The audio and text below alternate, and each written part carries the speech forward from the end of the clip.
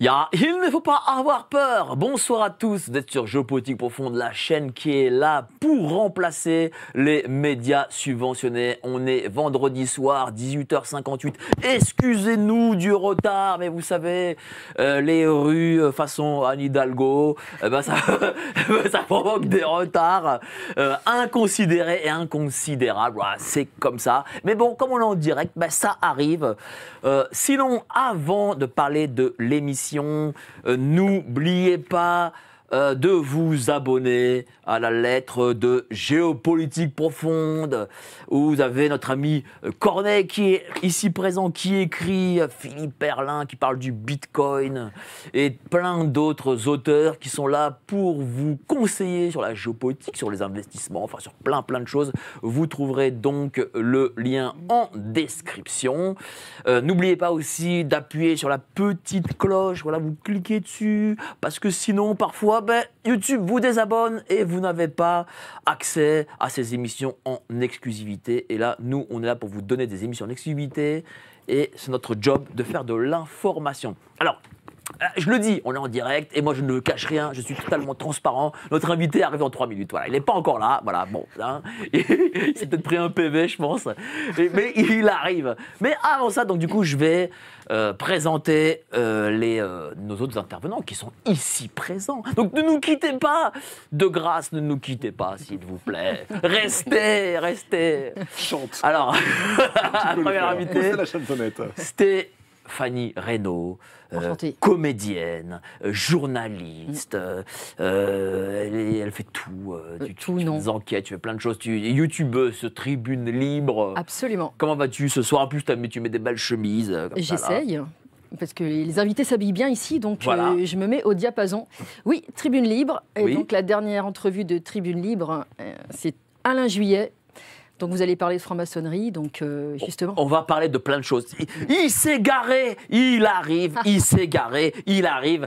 Il m'a envoyé un texto, donc il arrive dans 2 minutes. On lui met le micro, on le pose sur la chaise et voilà. En face, notre ami Teddy, le souverainiste, youtubeur, clasheur, serial clasheur. Il clash tout ce qui bouge. Absolument. Comment ça va? Très très bien et toi? Très bien. Tu viens de l'ouest de la France, de Nantes. Rien que de Nantes. De Nantes, rien que pour rien toi. Que pour parler ce soir et pour dire des choses. J'espère que tu as des choses à dire. Hein. Énormément. Beaucoup? Beaucoup, malheureusement, oui. C'est-à-dire, pourquoi malheureusement là, ça m'oblige à te poser des questions là. Tout dépend des thèmes qu'on va aborder ce soir, mais si par exemple on va évoquer les partis nationaux français, et notamment les souverainistes, il y aurait énormément de choses à dire. Ah, toi t'aimes bien parler des partis souverainistes? Oui, parce que j'y viens, et donc j'ai pu voir justement tous les problèmes que les partis souverainistes connaissent. Ces fameux partis qui font 20% à chaque élection. Attention, certains se sont fait frapper pour moins que ça. Donc attention. Écoute, je me suis fait virer pour moins que ça. Ah, donc, bravo. Je suis maintenant libre de parler et de dénoncer toute la cacophonie que les partis souverainistes connaissent. Et nous avons notre ami, merci beaucoup d'abord. Merci. Hein. Nous avons notre ami Jean-Maxime Corneille, qui est là pour son édito. Assistant chasse-livre avec voilà. les souverainistes, on fait du walk fishing sur Threads, c'est très drôle. Tu vas parler de quoi aujourd'hui? Je vais parler de quelque chose dont je n'ai jamais parlé et dont en réalité il n'a jamais été parlé en France, sauf par moi, votre serviteur. Évidemment, sauf par toi. Steve Petchenik, ce que Steve Petchenik avait dit en tant que premier lanceur d'alerte, je suis juste un imposteur. Moi j'ai juste sucé son expertise à partir de c'est la vie privée. Au sens, non, pardon, au sens, oui. Cela ne nous regarde pas. Oui, ça c'est de l'anglais. Sûrement pas, ouais. Pardon, ça c'est les affres du multilinguisme. Oui, j'ai récupéré de fait son expérience et donc comme un bon mythomane, je n'ai fait que par mimétisme répéter ce qu'il disait et c'était déjà très intéressant. C'est ce qui a fait que j'ai pu être par la suite repéré par d'obscurs réseaux. Non, en réalité, il me connaissait déjà, mais ce qu'avait dit Steve Petchenik à l'époque sur le 11 septembre valait son pesant de cacahuètes. Voilà. Et qu'est-ce qu'il a dit ? Il avait dit que dès le début, il y avait un évident soutien. Lui qui avait connu, il avait été assistant secrétaire d'État sous 5 administrations et il avait vu dès le début qu'il y avait des bizarreries qui ne coïncidaient pas. Lorsque Ben Lanel avait été... déjà, le narratif officiel ne tenait pas et surtout la façon dont, en termes d'aviation civile, la version officielle ne tenait pas. Puis après, l'exfiltration de la famille Ben Lanel dans le dos de l'aviation civile. Est-ce que tu sais quoi ? Oui. Il descend. il est dans l'ascenseur, il descend, Incroyable. il arrive, Incroyable. on est en direct. T'as vu ça, Enfin, le voici. c'est les joies du direct. C'est parfait, c'est parfait. Voilà. Ça prouve quand même qu'on ne fait pas du chiquet ici. C'est bien. Oui. c'est bien. On fait pas du chiquet, Jamais. on fait des émissions en direct, des pures émissions. Voilà. Bon, donc il arrive, il est là dans 1 minute, on va le coiffer, maquiller, lui mettre un micro, une chemise et une veste. Il est rentré, il rentre. On l'applaudit, il est là. L'art de se faire désirer. Allez-y, vous pouvez vous asseoir. Bonjour Mike, Ben, bonsoir. comment va? Ça va très Voilà, bien. c'est le direct, c'est le joie du direct. Allez-y, asseyez-vous, vous êtes ici. Bonsoir Hubert. Ah, ben, la belle, beau costume, belle oui, cravate. Toujours. Il faut prendre vos téléspectateurs au sérieux parce qu'ils le sont, j'imagine. Ah ben oui, ben évidemment, on est sérieux ici. Tiens, nous on lui avons met, trop, on lui met le micro. Ça, c'est les. J'imagine que les routes. Le vendredi soir, c'est très important. Les routes de Madame Hidalgo sont compliquées à utiliser. Elle s'est fait retirer son permis de conduire. Ah oui, Vous savez? d'accord. Non, je ne savais pas. Ah, vous savez pas? Ah oui, il y avait une affaire comme ça. Ouais. J'ai lu un Incroyable. article dans le- Je crois qu'elle avait eu une défense assez gratinée. C'est l'exemplarité de la classe Ah bah, politique. Donc je pense Toujours avec que les Jeux Olympiques vont être sympathiques. Un peu chaud, un peu chaud. Épique. Ça va être un grand moment. Jeux J'ai hâte. épiques. J'ai hâte. D'aucuns disent même qu'il n'y en aura Montrez-le, pas. mais mettez la Il est caméra sur notre ami, voilà, on montre ça. Oh là là, les gens de BFM, là. Oh, arrête de taper sur la Les régie. jeunes de BFM, vraiment. avec la régie. Non mais alors, Ça commence bien cette émission. bon. Cher Hubert Marty Braillance, vous étiez ancien très haut gradé des RG de la Nièvre. Oui, bah, RG de la Nièvre, c'est une équipe de 15 personnes. C'était pas un... Bah, c'est quand même pas rien, c'est-à-dire que vous étiez dans un Oui. enseignement. Ah oui, c'est vrai, c'est vrai. Et dans, à une Pourquoi la époque- Nièvre, tiens? J'avais vraiment pas choisi. Hein. Moi, à l'époque, je dirigeais les RG du Havre. C'était un service beaucoup plus important. Et je me plaisais énormément. C'était une très, très grande ville. Je disais, le Havre, à l'époque, c'était passionnant parce qu'il y avait toute l'activité portuaire, Bien sûr. hein, tout le côté trafic. Puis alors, j'avais 4 députés, ce qui était bien. J'avais un député, un RPR, un UDF, un PS et un communiste. J'avais les 4. Si vous voulez. Voilà, après, il y a eu les élections à la proportionnelle.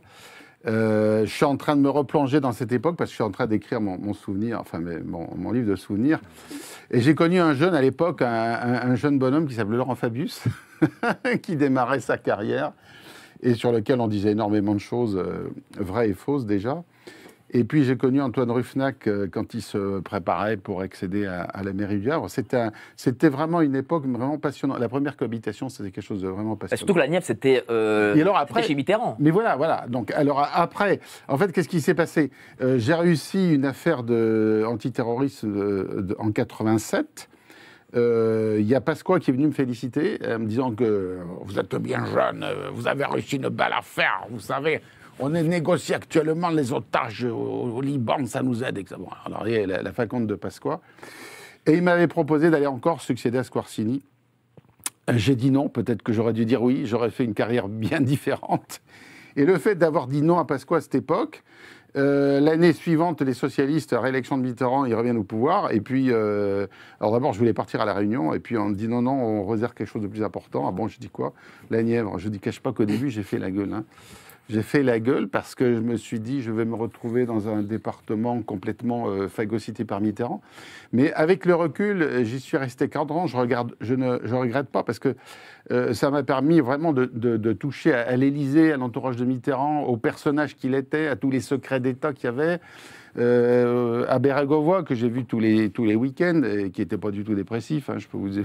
C'était plutôt, Non, on parlait de Bérégovoy un c'était petit peu. plutôt hein. battant. C'était plutôt battant. Voilà, donc j'ai connu pendant 4 ans. Mais qu'est-ce qu'on fait lorsque l'on est haut gradé au RG dans la Nièvre? Alors, C'est quoi le boulot alors, exactement? ça n'existe plus, mais c'était une police absolument passionnante. Passionnante parce que la police, c'est de la sociologie. La police, c'est du contact humain, c'est du réseau relationnel. Et quand on arrive aux émeutes, aux manifestations, aux troubles à l'ordre public, c'est quelque part, avant, il n'y a pas eu une réflexion, une pensée qui permettent de désamorcer la crise. Comme là, les RG ont disparu en 2008, mais c'est tout à fait volontaire. Sarkozy ne voulait plus des RG parce que, quelque part, on avait des dossiers qui étaient gênants, on savait trop de choses sur les hommes politiques. Et alors, le spectre d'activité des RG, il était énorme. C'est-à-dire qu'on n'avait aucun pouvoir judiciaire, aucun, mais on avait un pouvoir absolu d'enquête, total. C'est-à-dire on allait voir un maire, un chef d'entreprise, un syndicaliste, on lui demandait, voilà, j'ai besoin de ci et ça, et le contact se nouait, ou ne se nouait pas, mais en général, il se nouait très très bien. Moi, en plus, dans la Nièvre, quand je suis arrivé, j'ai eu quelque chose d'assez rare. C'est-à-dire que le préfet de la Nièvre est parti directeur DRG, et continue à avoir un œil sur son département, et son chef de cabinet était mon prédécesseur. Donc quasiment, j'avais... alors je peux vous dire que c'est un des futurs adjoints d'Alain Juillet, puisque c'était Bernard Besson, qui est un des papes de l'introduction de l'intelligence économique en France. Et moi, mon boulot, c'était de connaître tout ce qui se passait dans le département. On avait le circuit de Manicourt qui se construisait. On a eu une manif d'agriculteurs dont je me souviens très bien en septembre 90, où les agriculteurs, déjà mécontents du gouvernement, ils étaient venus foutre une énorme casse dans Nevers. Et moi, je me souviens, on m'avait dit, mais attendez, je dis, mais j'avais prévu qu'il y avait des troubles. Je dis, je vous avais dit qu'il y avait des troubles. Ils avaient prévu une compagnie de CRS, il en aurait fallu 2. Enfin, il y a toujours les impondérables. Et puis les manifestations d'agriculteurs, excusez-moi, c'est les plus violentes qu'on peut avoir, hein, parce que on a eu des jets de lisier dans la préfecture, etc. Et c'est un métier où il n'avait pas d'exclusive. Il y a quelques années, j'ai rencontré Claude Bardon. Claude Bardon, il a été directeur DRG de la préfecture de police après avoir fait 30 ans de carrière en PJ. Claude Bardon, il était directeur du SRPJ de Lyon et de Versailles. C'est lui qui avait fait l'enquête sur l'enlèvement, je crois, je ne sais plus si c'était le baron Empin, il me semble qu'il y avait eu un enlèvement. Il a fait des enquêtes, enfin c'était un pégiste. Et comme ça, on lui propose de venir au RG. Et moi, je le rencontre, j'ai dit, vous êtes monsieur Bardon? Il me dit, oui, mais on se connaît. Il dit, on va discuter. Il me dit, vous savez, j'ai fait 40 ans en police, et la plus belle police que j'ai trouvée, c'est les RG. C'était une police fabuleuse, parce qu'on était en contact avec la sécurité publique, la police judiciaire, en maintien de l'ordre, on était avec les CRS, la sécurité publique, c'était tous les jours. Puis quand il y avait des enquêtes un peu sensibles, on travaillait avec la DST. Moi, au Havre, j'ai été aussi en relation avec la DGSE, parce qu'il y avait une antenne de la DGSE. Vu le brassage international qu'il y avait au Havre, c'était un peu... Mais on s'ennuie jamais. On démarre, moi j'arrivais à 8h30, on finissait à 8h30, 9h. Des coups de fil, des réceptions, sur les navires, à la préfecture, partout. C'est un métier de réseau. Celui qui veut faire... c'est un métier de journaliste, mais au bénéfice de l'État. Mais aujourd'hui, par quoi ça a été remplacé? Alors, le renseignement territorial, qui est censé l'avoir remplacé, d'abord, ce n'est pas une direction en tant que telle, c'est un service, une direction qui dépend de la direction de la sécurité publique. À mon sens, ils sont beaucoup plus axés sur les problèmes d'ordre public. Ils ont perdu beaucoup d'attributions qu'avaient les RG, c'est-à-dire qu'on faisait les enquêtes habilitation, les enquêtes décoration, les enquêtes quand on veut avoir une distinction au poste, etc. Il y a toujours une enquête RG.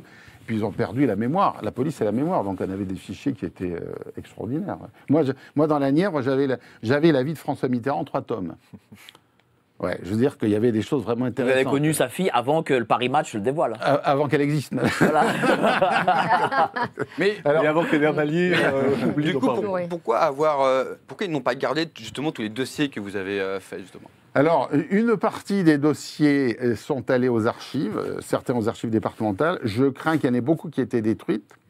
Mais moi, une chose, par exemple, pourquoi Sarkozy... Alors, on a eu le dernier vrai directeur DRG, c'était celui dont on m'a reproché d'être proche, c'était Yves Bertrand, qui a été 12 ans directeur DRG. Le problème... Il était chiracien. Qui était totalement chiracien. Et comme moi, j'étais dans l'entourage, évidemment, quand Sarkozy et Guéant sont arrivés, on a été... Vous étiez dans ce fameux cabinet noir. Oui, voilà, ce fameux cabinet noir, oui, il n'existait pas une structure, mais il a existé en vrai, quoi. C'est-à-dire qu'il y avait des enquêtes qui étaient menées dans la perspective de la présidentielle de 2002, parce que il y a des tas de choses qu'on a oubliées, mais en 2002, sous la deuxième cohabitation, Chirac n'était pas certain de gagner sa réélection en 2002. Et il n'était pas certain de gagner. Et alors, il y avait une candidature qui lui faisait peur, c'était celle de Pasqua. Parce qu'à un moment, souvenez-vous, en 99, quand il a fait le très bon score aux européennes avec Philippe Séguin, il s'est dit, peut-être moi aussi, je pourrais me présenter à la présidentielle. Et là, Chirac, qu'est-ce qu'il a fait? Il a tout fait, d'abord, pour favoriser la candidature de Chevènement, ce qui a bien marché, parce que les 6% de Chevènement ont manqué à Lionel Jospin pour le premier tour. Et ensuite, il a tout fait pour dégommer Pasqua. Et là, on voit les enquêtes sur l'affaire Elf qui ont ressurgi, l'Angola Gate, voilà, toutes ces choses-là. Mais dites-moi, vous n'avez pas fait que ça. D'abord, vous avez été proche d'Omar Bongo. Oui, que j'ai connu quand j'étais au Gabon, oui. Et bien justement, tiens, Omar Bongo, quel rôle il jouait dans cette fameuse France-Afrique? Il jouait un rôle...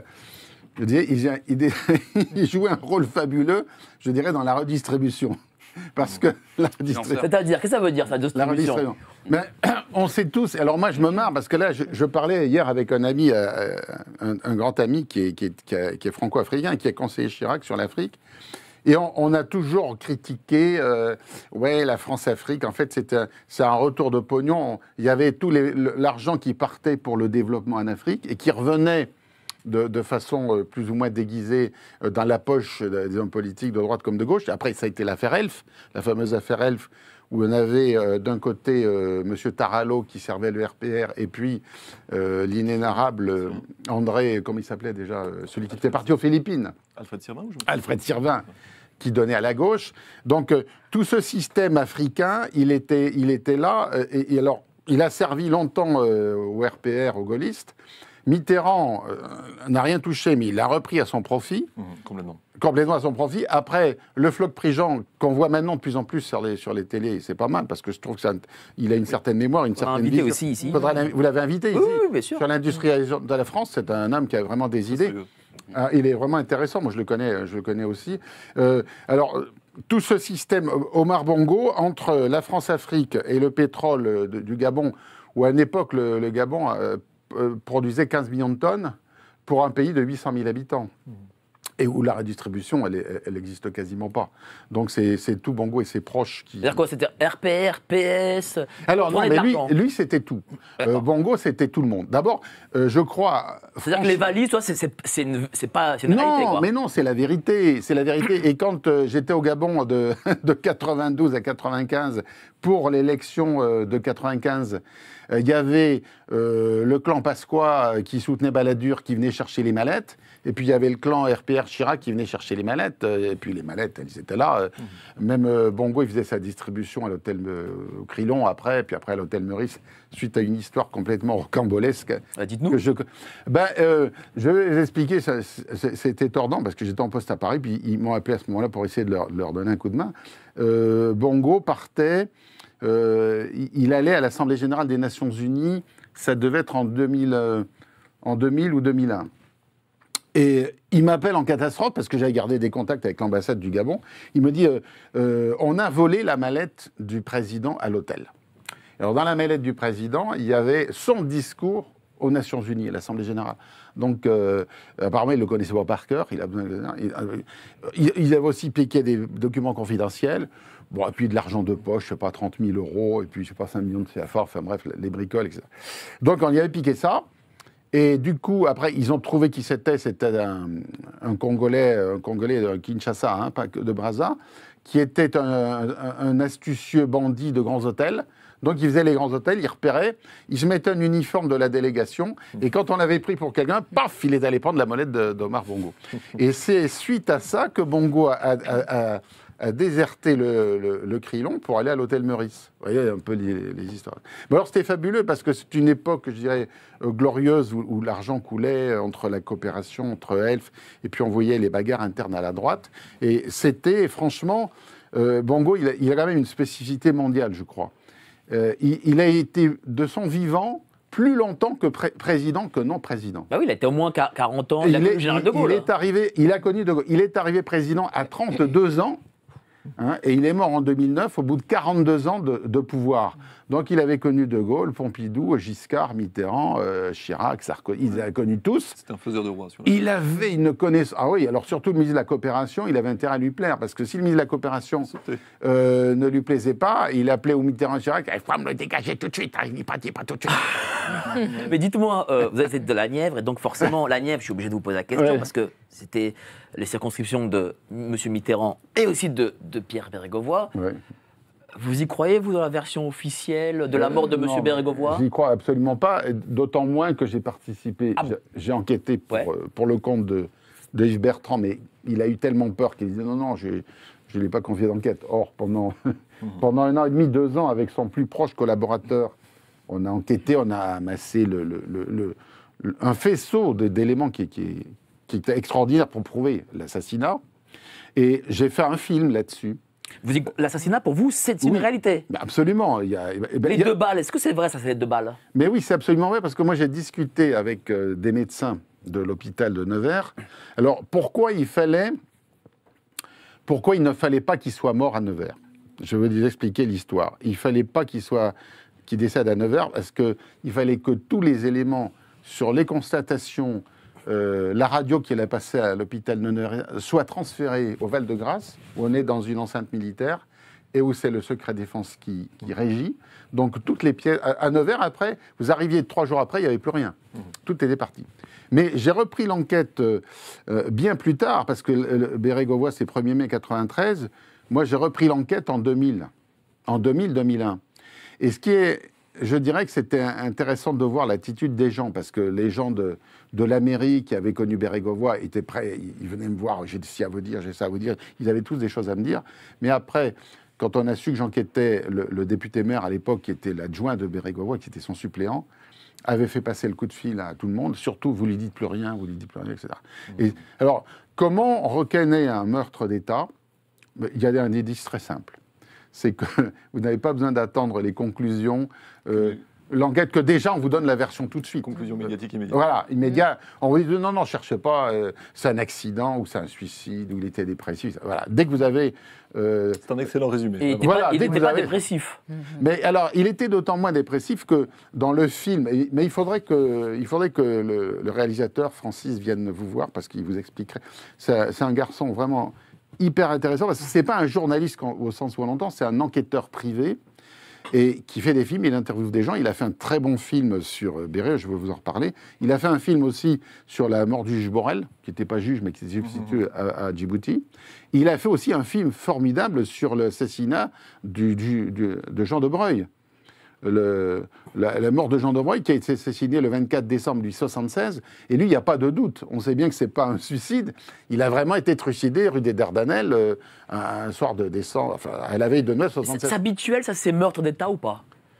Mais oui, c'est habituel parce que quand on arrive au pouvoir, qu'on est au pouvoir, nécessairement on connaît des secrets d'État, on connaît des secrets bancaires, on connaît les attaches des uns des autres.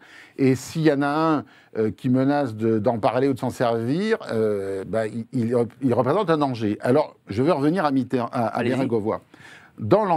Pourquoi il n'a pas pu se suicider? D'abord, on regarde les derniers propos de Béret, et on avait compris qu'une fois qu'il était en retrait de Matignon, il voulait se lancer dans la présidentielle. Il avait l'intention, il avait créé un parti qui s'appelait l'Alliance. Bon, c'était pas un parti, c'était l'Alliance pour le progrès. Il voulait ratisser socialistes, écologistes, communistes, mais même aussi centre-droit. C'était l'époque où on cherchait à rassembler. Hein. On savait que, il y a Soissons, Jean-Pierre Soissons, qui a été enterré la semaine dernière. Lui aussi, c'était un ministre d'ouverture. Il voyait bien que si on veut conduire la France, comme disait Giscard, il faut l'accord de 2 Français sur 3. Bon. Ça montre bien que le président actuel, lui, il n'a même pas un Français sur 3 actuel. Il ne peut rien faire, parce qu'il est archi minoritaire. Bon.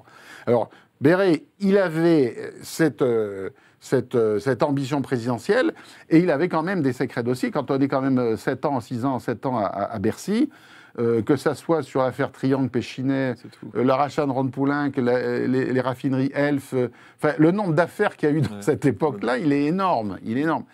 Donc Béret avait des billes. Il est certain qu'il avait des billes et qu'il s'en serait sans doute servi pour anesthésier les éléphants du PS et dire je m'impose, etc. Et comme il n'était pas du sérail et que je pense... Il était ouvrier à la base. Voilà, ouvrier, syndicaliste, ouvrier du gaz, mais qui a quelqu'un qui a des conduits... Hein, plus honnête aussi. Plus honnête, bien plus honnête. Et d'origine ukrainienne. On y revient toujours. Mais dites-moi, justement, vous avez connu tout ce milieu. Vous n'avez pas eu peur? Par exemple, on a reçu Thierry Messant il y a 2 semaines. Ah, c'est bien, il est venu ici. Il est venu ici. Ah, très bien. Et je sais que vous avez été source de Thierry Messant. Oui. Vous n'avez pas eu Nous peur à un avons moment été donné pour votre vie? source mutuelle. Nous avons été Oui, bah oui, c'est ça. Vous n'avez pas eu peur pour votre vie Si, si. Justement, lorsqu'on dit voilà, que le 11 septembre 2001, bon, bah, c'est un peu, voilà. Ouais. Est-ce qu'on n'a pas peur de le faire révéler? Si. De toute façon, j'ai bien senti que la période là où j'ai vraiment eu des soucis, 2002-2003, c'était très chaud. Je savais qu'à un moment ou l'autre, ils chercheraient à m'éliminer et qu'ils m'ont montré un chantier. Bon, Sur la charnière 2001-2003. ah oui. C'est-à-dire que au début, contester le 11 septembre, tant qu'il n'y a pas eu le succès éditorial de Messan, on pouvait en parler à peu près librement. Après, c'était un rouleau compresseur.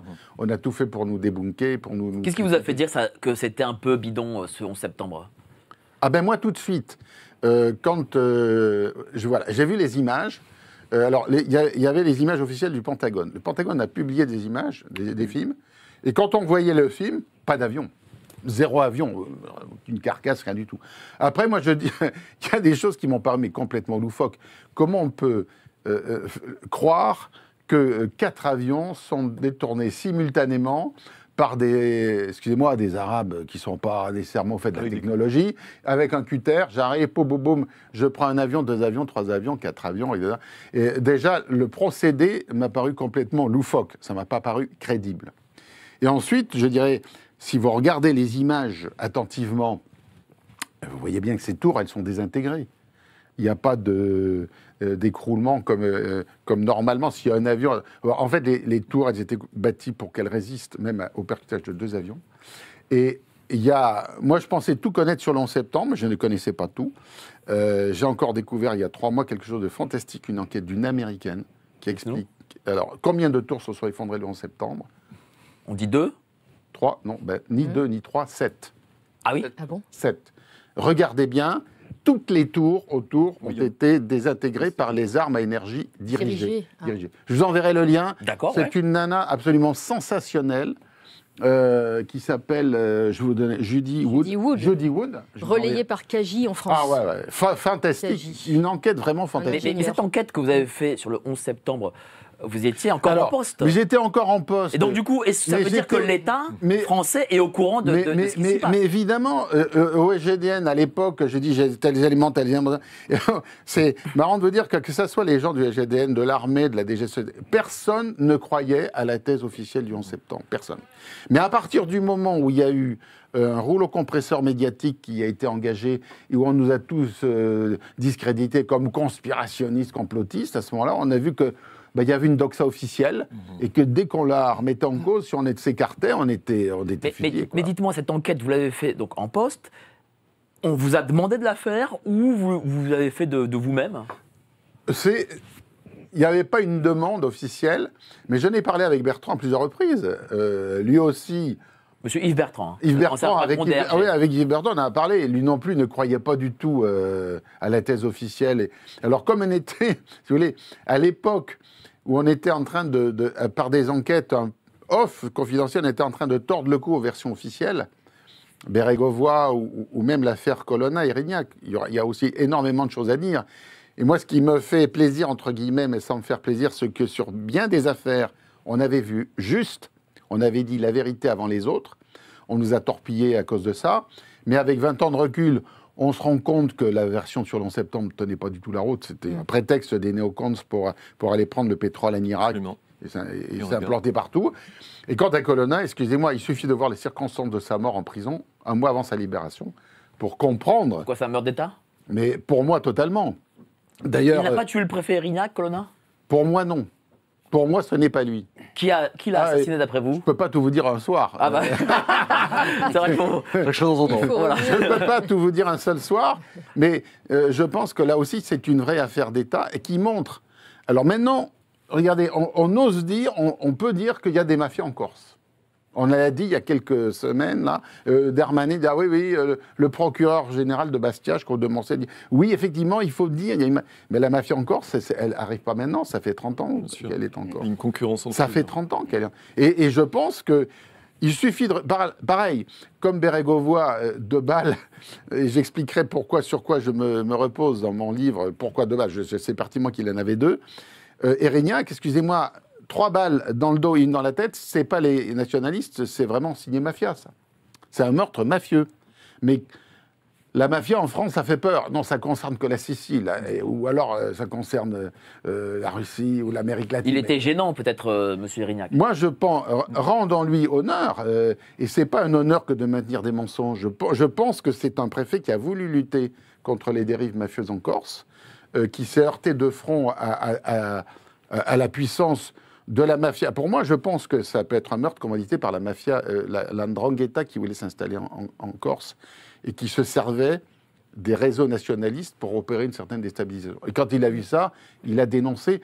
Et alors, je vais vous dire pourquoi c'est pas des nationalistes. Ils ont été manipulés, les nationalistes, mais le soir de son assassinat, il y a des gens qui sont allés dans son bureau et qui ont subtilisé son calepin de rendez-vous. Est-ce que les nationalistes, ce soir-là, pouvaient subtiliser son calepin de rendez-vous? C'est la même chose que Bérégovoy, auquel on ne retrouve pas son carnet de rendez-vous qu'il avait toujours avec lui. C'est pareil. Un meurtre qui pouvait arranger des gens. Mais tous ces meurtres arrangent des gens. Bien sûr. Arrangent des Je vais gens. vous poser une dernière question et on va passer au grand débat. J'ai trop parlé, Non, excusez-moi. non, pas du tout. Absolument Pas du tout. pas, vous êtes d'accord. Vous êtes vraiment passionnant. Oui, carrément. Et c'est pour ça que j'ai voulu vous inviter, parce que c'est la deuxième fois qu'on fait un entretien avec notre ami Hubert. Oui. Les loges,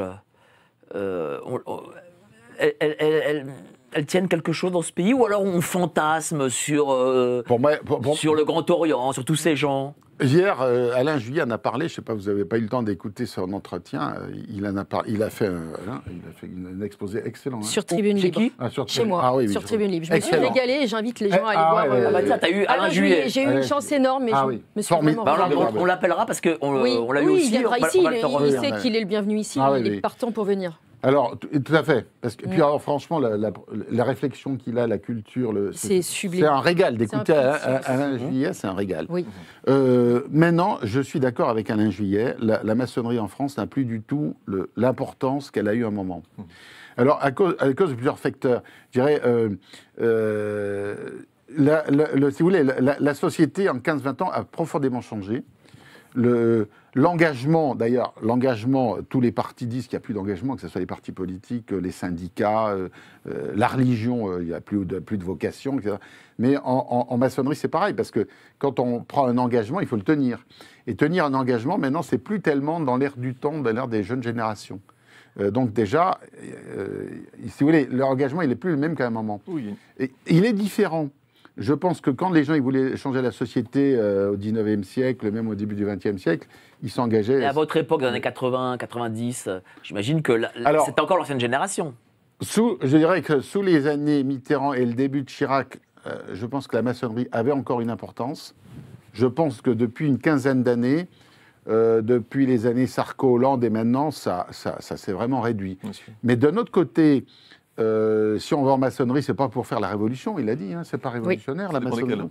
Ça C'est, dépend lesquels, en fait. ça dépend Les desquels. loges. Mais, mais globalement, je pense que les gens qui s'engagent maintenant, c'est une recherche spirituelle et philosophique. On n'est pas là, enfin, les maçons maintenant, ils sont plus là pour faire la révolution ou faire changer la société. Surtout quand on voit que la société française elle est traversée maintenant par un courant mondialiste. Bien sûr, bien sûr. Sauf que, justement, c'est là où il y a... Alors, on va en parler, Voilà. pas. Ouais. Il trépigne. Donc, Bon, je vous laisse la parole. merci, pas du tout. merci Non, beaucoup, ça cher Ouais. Hubert. On va passer au grand débat. Mais avant ça, les petites annonces.